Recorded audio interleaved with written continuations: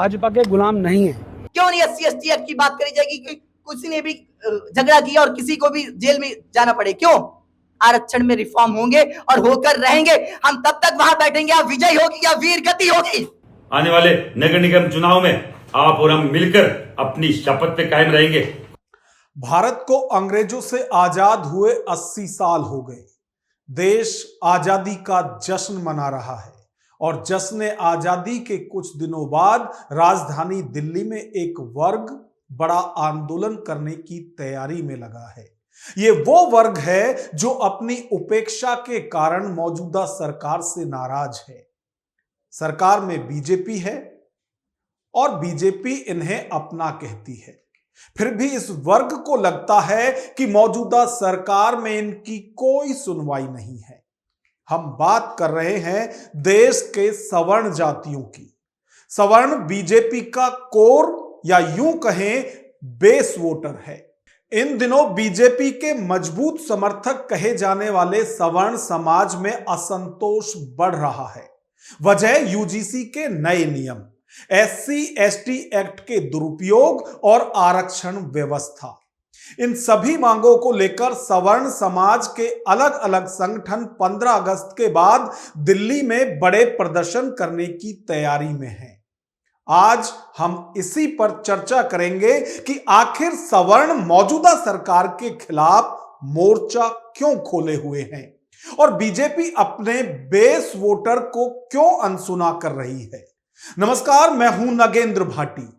सवर्ण संगठन के लोग कई बार बीजेपी को अल्टीमेटम दे चुके हैं कि वो बीजेपी के वोटर जरूर हैं लेकिन गुलाम नहीं। यदि नहीं सुना गया तो फिर सामान्य वर्ग असामान्य निर्णय लेने के विकल्प तलाश कर भगवा ब्रिगेड को झटका देने को मजबूर होगा।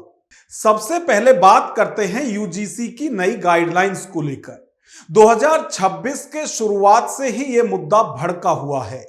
सवर्णों का दावा है कि यूजीसी के नए नियम समाज में जातीय खाई को और बढ़ाने वाले हैं, क्योंकि ये नियम सवर्णों को जन्मजात अपराधी घोषित करते हैं।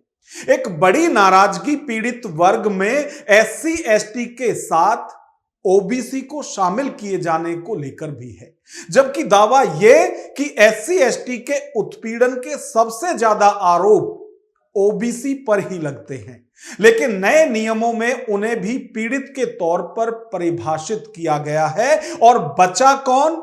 सिर्फ सवर्ण वर्ग।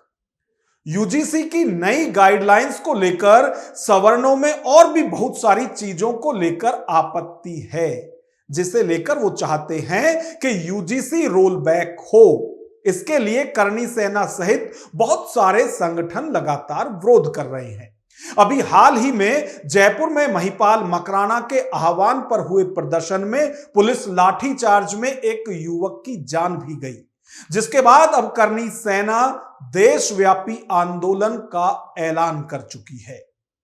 वैसे फिलहाल यूजीसी की नई गाइडलाइंस पर सुप्रीम कोर्ट का स्टे लगा हुआ है, जिससे पुराने नियम ही प्रभावी हैं और नए नियम अभी प्रभावी नहीं हैं। यानी कि यूजीसी की नई गाइडलाइंस जिनका विरोध सभी सवर्ण संगठन कर रहे हैं, वो अभी लागू नहीं है।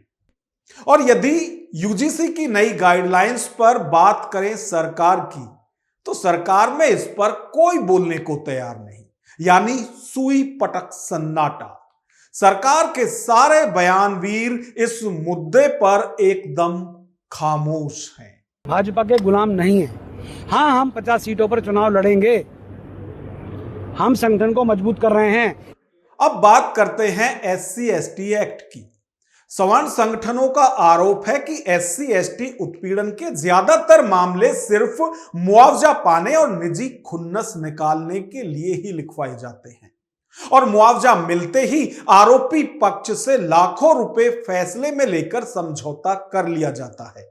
लिहाजा इस कानून पर रोक लगनी चाहिए। SC ST एक्ट को लेकर सवर्ण ये मांग लंबे वक्त से करते रहे हैं। अब इस पर मोदी सरकार का क्या रुख है, इसे समझिए। सवर्ण जहां इस कानून को खत्म करने की मांग कर रहे हैं, इसके उलट केंद्र सरकार उत्पीड़न के मामलों में अनुसूचित जाति यानी एससी और अनुसूचित जनजाति यानी एसटी के मुआवजा राशि में 40% बढ़ोतरी की तैयारी कर रही है। केंद्र की नरेंद्र मोदी सरकार की दलील है कि उपभोक्ता मूल्य सूचकांक यानी सीपीआई में बढ़ोतरी की वजह से ऐसा करना जरूरी हो गया है। इसके साथ ही एससी एसटी वर्ग के लिए विशेष थाने और अदालतें गठित करने के लिए भी राज्य सरकारों को विशेष अनुदान दिए जाने की तैयारी चल रही है। सूत्रों के अनुसार केंद्र सरकार उत्पीड़न के शिकार एससी एसटी वर्ग के पीड़ितों के मुआवजे की रकम 40% बढ़ाने की तैयारी में है। अब आप इसको ऐसे समझिए कि एक तरफ सवर्ण ये कह रहे हैं कि मुआवजे की रकम के लालच में ही इस तरह के जो केस हैं वो फर्जी तौर पर किए जाते हैं, वहीं दूसरी तरफ सरकार अब उसी मुआवजे की रकम में 40% बढ़ोतरी करने की तैयारी में है। यही नहीं, एससी एसटी कानून को मजबूती से लागू करने के लिए विशेष थाने और अदालतें बनाने के लिए भी आर्थिक सहायता देने पर फोकस किया जा रहा है। इस समय अपराध की प्रकृति और गंभीरता के आधार पर एससी एसटी वर्ग के पीड़ितों को 85,000 से लेकर 8,25,000 रुपए तक का मुआवजा दिया जाता है। तो अब न्यूनतम मुआवजा 85,000 रुपए की जगह 1 लाख रुपए किया जा सकता है, जो अधिकतम 12 लाख रुपए तक हो सकता है। इसके साथ ही केंद्र सरकार एससी एसटी थानों के गठन के लिए राज्यों को एक बार 5 लाख रुपए की वित्तीय सहायता देने की भी सोच रही है।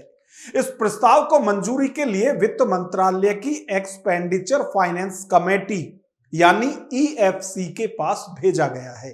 यदि इसे हरी झंडी मिलती है तो यह संशोधन 2016 के बाद पहली बार लागू होगा। और जहां तक जो सवर्ण संगठनों की तरफ से भी आरोप लगाया गया है कि मुआवजे के लालच में ही इस तरह के फर्जी केस किए जाते हैं और बाद में समझौता कर लिया जाएगा, तो अब इस पर यह स्थिति साफ कर दी गई है कोर्ट की तरफ से भी कि यदि कोई समझौता होता है तो उसके बाद जो मुआवजा मिला होगा पीड़ित को, वो मुआवजा उसे वापस करना होगा, क्योंकि यदि फैसला हो गया है तो फिर उसमें वो पीड़ित नहीं है। तो ये जरूर है। उसके साथ ही यदि बंद कमरे में कोई बात हुई है, चाहे वो जाति सूचक शब्द ही कहे गए हैं, तो वो इसमें शामिल नहीं किया जाएगा जब तक कि पब्लिक में कोई बात नहीं कही गई हो। तो यह पॉइंट भी सुप्रीम कोर्ट की तरफ से साफ कर दिया गया है। क्यों नहीं एससी एसटी एक्ट की बात करी जाएगी कि किसी ने भी झगड़ा किया और किसी को भी जेल में जाना पड़े? क्यों? जिसकी गलती है उसको जाना पड़े, ऐसे नियम क्यों नहीं? नियम ये क्यों कि किसी जातिगत आधारित व्यक्ति से कि अगर इसने तमाचा मारा है तो ये तो दोषी है, अगर इसने मारा तो वो दोषी नहीं है। जो गलती करे उसको सजा मिले, जो गलती ना करे उसको सजा ना मिले। अब बात करते हैं रिजर्वेशन हटाओ आंदोलन की।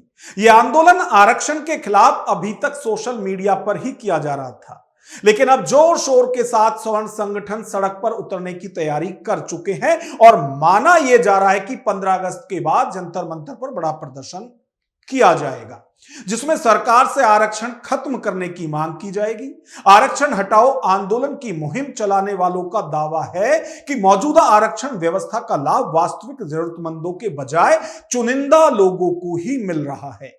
इसलिए एससी एसटी में भी क्रीमी लेयर का प्रावधान होना चाहिए और जो आरक्षण के लाभार्थी आर्थिक रूप से सक्षम हो गए हैं उन्हें आरक्षण खुद ही छोड़ देना चाहिए, या फिर इसमें एक ऐसी व्यवस्था बनाई जाए कि जैसे ओबीसी में क्रीमी लेयर होता है उसी तरह से यहां भी वो व्यवस्था की जाए। आरक्षण पर यह पक्ष है आरक्षण विरोधी संगठनों का। अब इस पर सरकार ही नहीं बल्कि आरएसएस का भी यही मानना है कि संविधान में आरक्षण की व्यवस्था आर्थिक उन्मूलन के लिए नहीं की गई थी। यानी जो आरक्षण की व्यवस्था है वो गरीबी हटाओ के लिए नहीं है कि आरक्षण से किसी की गरीबी दूर करनी है, उसे आर्थिक रूप से सबल बनाना है। यह उद्देश्य संविधान के जरिए जो आरक्षण की व्यवस्था की गई थी उसमें नहीं है। आरक्षण सामाजिक भेदभाव के कारण शुरू किया गया था और जब तक सामाजिक भेदभाव बना रहेगा आरक्षण भी रहेगा। यह सरकार का और आरएसएस दोनों का दावा है। तो इस हलफनामे के जरिए सरकार ने सुप्रीम कोर्ट और दूसरे कोर्ट को भी यह साफ कर दिया है कि आरक्षण पर कुछ भी फैसला लेने का अधिकार सिर्फ और सिर्फ संसद को है। आरक्षण के मुद्दे पर सरकार का रुख स्पष्ट है कि अनुसूचित जाति एससी और अनुसूचित जाति एसटी के आरक्षण में आय या क्रीमी लेयर को लेकर कोई प्रावधान लागू नहीं किया जा सकता। आरक्षण में रिफॉर्म होंगे और होकर रहेंगे। हम तब तक वहां बैठेंगे या विजय होगी या वीर गति होगी। और ये किसी एक व्यक्ति की आवाज नहीं होनी चाहिए, हर किसी के अंदर ये दर्द होना चाहिए। अगर वहां बैठेंगे तो विजय या वीर गति। यानी जिन 3 मुद्दों को लेकर सवर्ण संगठन आंदोलित हैं, प्रदर्शन करने का अल्टीमेटम सरकार को दे चुके हैं, उस पर सरकार का कहीं ढुलमुल रवैया है। यदि यूजीसी गाइडलाइंस की बात करें, हालांकि सुप्रीम कोर्ट का स्टे है वो ठीक है, लेकिन सवर्ण मांग कर रहे हैं कि इसे वापस लिया जाए, खत्म किया जाए। अब हालांकि यूजीसी की जो नई गाइडलाइंस है वो सरकार के लिए गले का फांस बनी हुई है, ना उगल सकते हैं ना निगल सकते हैं, तो इसलिए वो इस पर खामोश हैं। दूसरी बात, एससी एसटी एक्ट को खत्म करने की जो बात है, जिसमें कहा जा रहा था कि इसका दुरुपयोग होता है, तो दुरुपयोग ना हो इसके लिए भी इसमें कुछ प्रावधान किए गए हैं। और यदि समझौता होता है तो जो मुआवजे की राशि है वो वापस लौटानी पड़ेगी। और ऐसा ही नहीं हो सकता कि कोई किसी पर भी आरोप लगा दे कि उसने जाति सूचक अपमान उसका किया है। उसके लिए यदि बंद कमरे में कहा है, यानी कि पब्लिक पैलेस नहीं है जहां इस तरह की बातें हुई हैं, तो वो अपराध में नहीं माना जाएगा। इतनी चीजें अभी तक साफ हो चुकी हैं। और यदि बात आरक्षण की करें तो आरक्षण में भी सरकार ने अपना रुख साफ कर दिया है कि आरक्षण में कोई बदलाव या आरक्षण को हटाने की कोई बात अभी सरकार के मन में नहीं है। लेकिन उसके बावजूद भी सवर्ण संगठन विरोध कर रहे हैं और जल्द ही दिल्ली में ऐसे कई प्रदर्शन, कई आंदोलन की आहट अभी से ही महसूस की जा रही है। अब इस पूरी खबर पर आपकी क्या राय है, कमेंट बॉक्स में हमें अपनी राय जरूर दें। यदि वीडियो पसंद आए तो लाइक करें और इसी तरह की वीडियो देखने के लिए यदि आपने अब तक हमारे चैनल को सब्सक्राइब नहीं किया है तो चैनल को सब्सक्राइब कीजिए। नमस्कार।